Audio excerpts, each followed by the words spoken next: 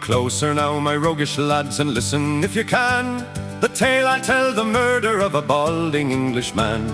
A mammoth chore he did assign to write an epic poem, then chortled in sadistic glee, by God that ought to throw him. When reaching home that very night, I shuddered at the thought, the misery that balding Englishman to me had brought.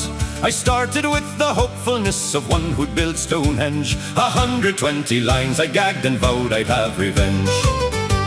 For hours I sat with pen in hand, without a care for time, but sunrise found me bleary-eyed, with naught to pass for rhyme. My mind was made that self-same day, while dozing in his class, the scheming scoundrel crept behind and kicked me in the elbow. I bolted up and turned my eyes to set his vicious glance.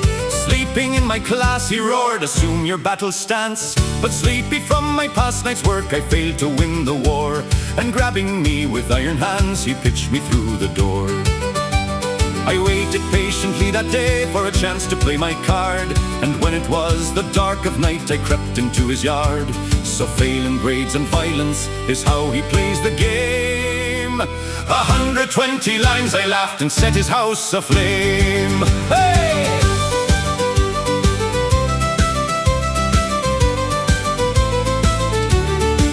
I saw him stumble in next day, in truth I was amazed. I marveled at his stroke of luck in escaping from the blaze. But being bent on sweet revenge, I swore I would succeed, and soon I had another chance to do the evil deed. It was by luck the morrow's eve I chanced to meet his wife, and talk her into leaving him or lose her precious life.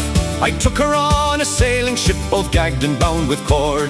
120 lines I sneered and pushed her overboard. I watched him at her funeral, conversing with a friend, and when he smiled and laughed aloud, I knew I'd failed again. But 'twas not long I stood at rest, without some malice planned. I resolved at once I'd blow to bits his rover of the land. And so ere long I'd neatly place the charge beneath his seat. The taste of victory I sensed and knew that it was sweet. I'll show the wretch my wrath, I cried, I'll make him pay his dues. 120 lines I growled and calmly lit the fuse. Hey!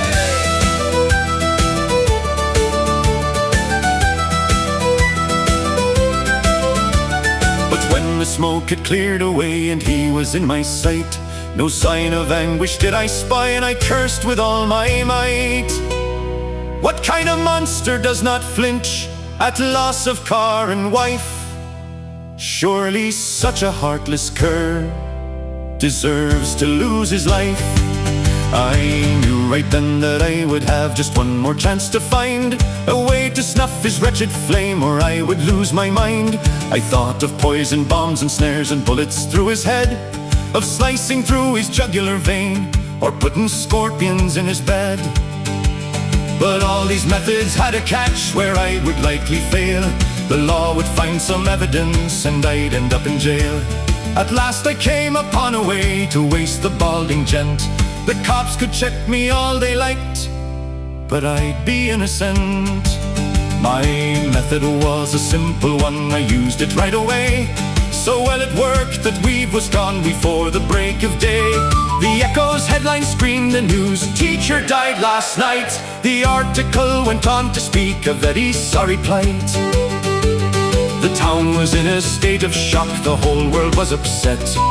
Jimmy Carter said a prayer and the Kremlin sent regrets. But I was at my happiest, though I'd have never said it. No more burning midnight oil to write for extra credit. My listener must be wondering how I made him lose his lease. My strategy was simple, I just let him read this piece. When he read the corny rhyming words and grammatical mistakes, in these 120 lines I wrote his own life did he take.